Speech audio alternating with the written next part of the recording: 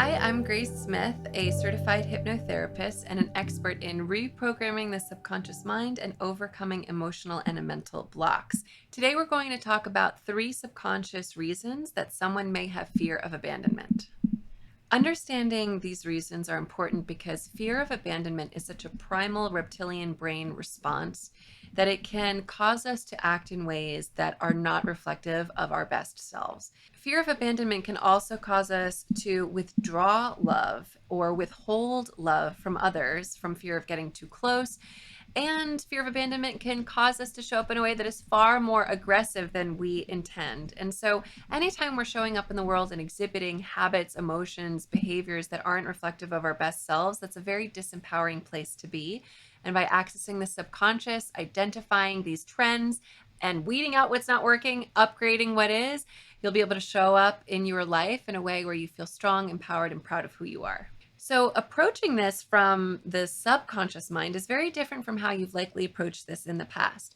Most traditional therapies or modalities target the conscious mind. And while there can be tremendous benefit to that, there's this huge thing called the subconscious mind, which houses your emotions, your beliefs, your habits, your memories. And if we are able to access that directly and upgrade any limiting beliefs that lead to fear of abandonment, you're going to feel a 90% improvement because the subconscious runs 90% of your life.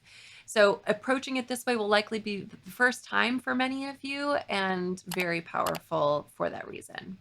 Over the course of my career, I've been lucky enough to work with thousands and thousands of clients and be on shows like The Doctors and Dr. Oz as the leading subconscious mind expert.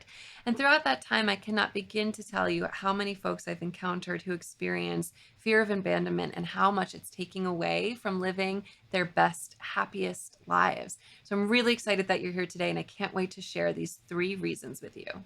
The first subconscious sign that someone has developed fear of abandonment is a quickness to move on in relationships. This is someone who, before they can get too attached, before they can get too close, essentially before they can really fall in love or come to really count on someone, they move on.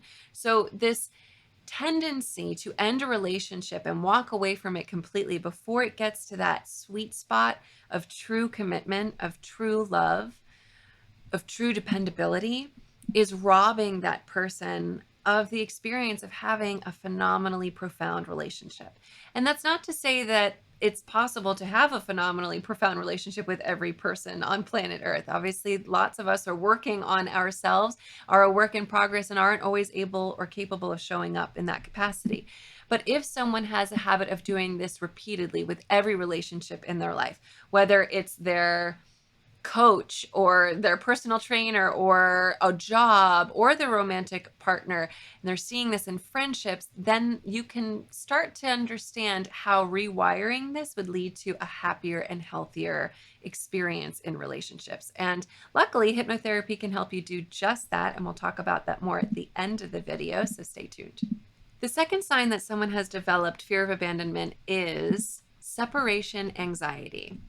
Someone who, when their partner or their friend or a family member is gone for an extended period of time, it results in separation anxiety. Someone getting very worked up and exhibiting the signs of anxiety. So perhaps an increase in heart rate, perhaps sweaty palms, certainly a racing mind.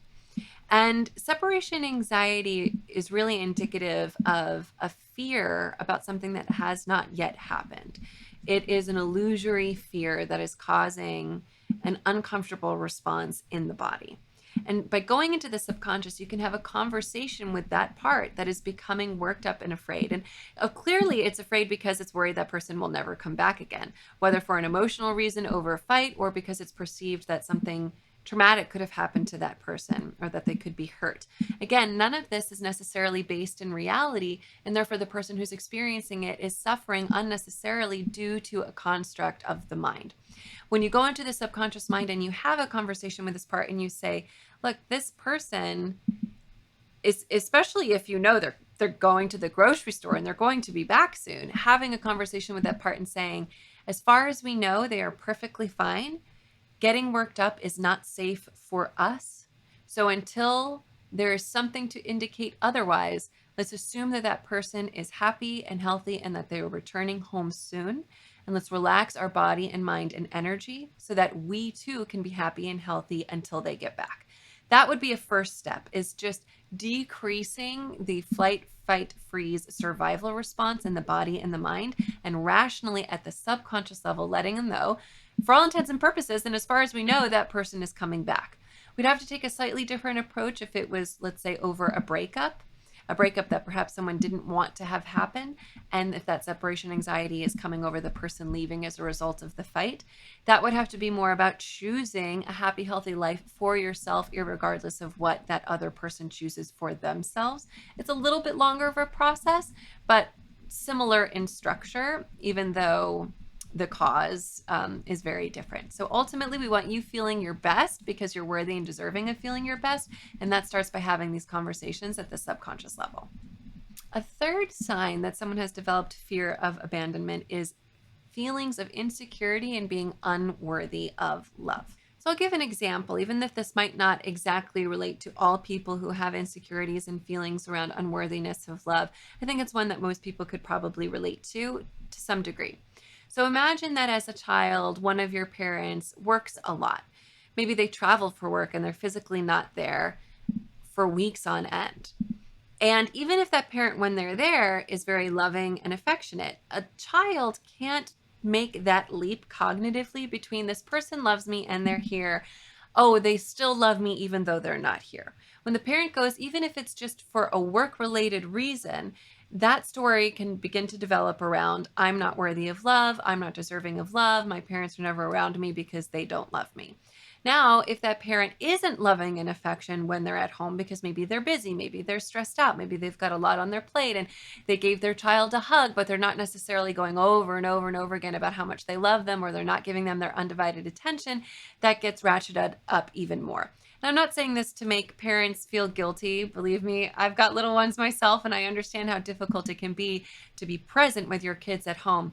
So let's just think about the development of the subconscious mind from this standpoint. A 5-year-old seeing their parent leave day in and day out for hours at a time, maybe days at a time, maybe weeks at a time, and not being told consistently that they love them and not feeling that presence. So the seed is planted. I'm unworthy of love. I did something wrong. I'm not lovable. And that is applied later in life to all romantic relationships. And the saddest thing about this is it wasn't even true to begin with, right? In all likelihood, not in all cases, but in the majority of cases, that parent very much does love their child. They just maybe didn't have modeled for them how to express it in the most effective way. And so these patterns repeat generationally, and they really don't have to. When we can get into the subconscious mind and make it super crystal clear in the first place, if applicable and if appropriate, A, my parents loved me. They were working really hard and they were really busy, but they loved me. B, I'm extremely worthy and deserving of love. I'm a phenomenal person. Yes, I'm a work in progress, but I love myself. Third, and most importantly, actually, I love myself. And because I love myself, of course I am worthy and deserving of love from others. Then do you see how that fear of abandonment would dissipate? If you love yourself, you're confident in yourself, and you have a great time spending time with yourself, not only do you become confident you're worthy and deserving of love from others, but then if for some reason it doesn't work out with someone, that same feeling of being shattered or alone, those fears are no longer as powerful because you're confident and happy being alone. That's one of the most powerful things you can do to overcome fear of abandonment, is ratchet up your self-love so much that you actually enjoy being alone. It won't push others away. If anything at all, you become more magnetized and attractive because you're so self-confident. So these are by no means all of the signs for fear of abandonment, but they are ones that I've seen over and over again throughout my career and working with thousands of clients. And I'm interested, do any of them apply to you or resonate? If so, drop a comment below and tell us. If you found this video useful or helpful in any way, please be sure to subscribe to MedCircle in order to receive alerts every time new content is uploaded that will help you overcome mental and emotional blocks from me and other MedCircle experts. So So, if you love this and you want to experience going into your subconscious mind directly with the use of hypnosis, you can find the link down below to our Grace app. It includes hundreds of recordings for hypnosis, and you can certainly find ones that will specifically address overcoming fear of abandonment, but also hundreds of others, whether you're working on insomnia, overcoming fear of flying, or anything else. There's a free version of the app, so go ahead, get started reprogramming your subconscious mind today.